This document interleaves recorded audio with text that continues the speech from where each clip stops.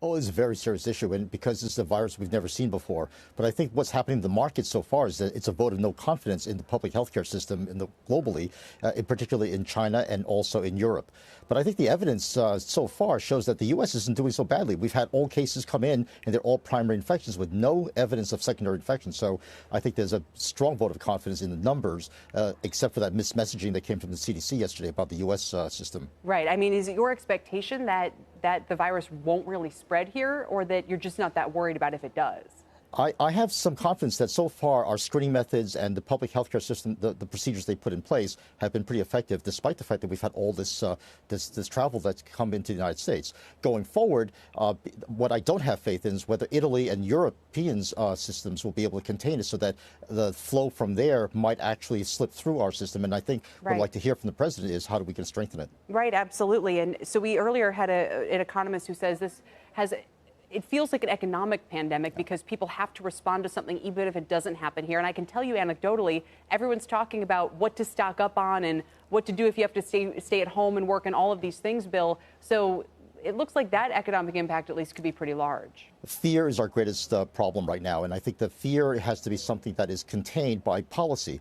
For example, I think one of the best things the Fed can do instead of reducing interest rates would be for Randy Quarles to come out and say all small businesses can have regulatory forbearance. If they are overdue on their loans, it's okay. If they can't meet payrolls, we'll find a way of tiding them over. Will restore business confidence so that whatever shock hits them on the supply side, they'll be able to live through it. That's brilliant. They should do that. Is that something they could actually pull off?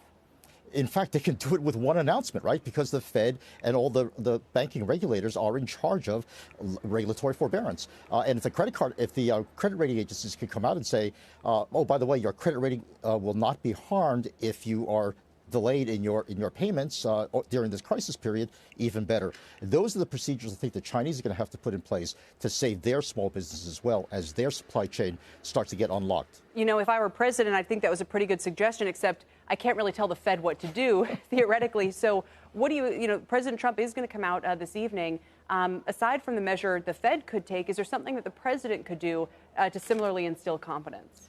Well, unlike what the Hong Kong authorities did, which is to give everybody $1,000, which will likely be saved, what the president can do actually is to say that we stand behind strengthening our public health care system. Whatever money they need is available to them, and we're going to open up the spigots. And I think that's the one message that is needed to reassure the public that our health care system and public safety system is top priority. What do you mean by opening the spigots, and to what extent, when you say public health care system, does that apply to everybody, or is that just one piece of the U.S. health care system? Well, for example, there's a lot of screening procedures that were put in place during SARS. You never went into any airport without having some kind of temperature screening device.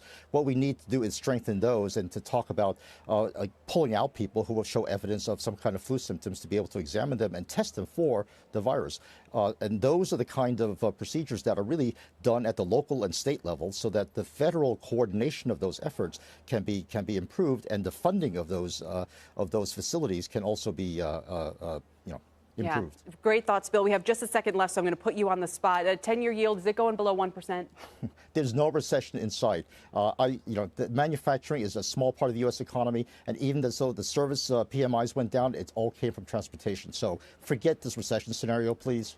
All right. I know you're not really going to address. I know you're not a prognosticator. You can't answer that. But it's just I no longer shockingly work low. at Citi. I no longer work at Citi as their chief economist.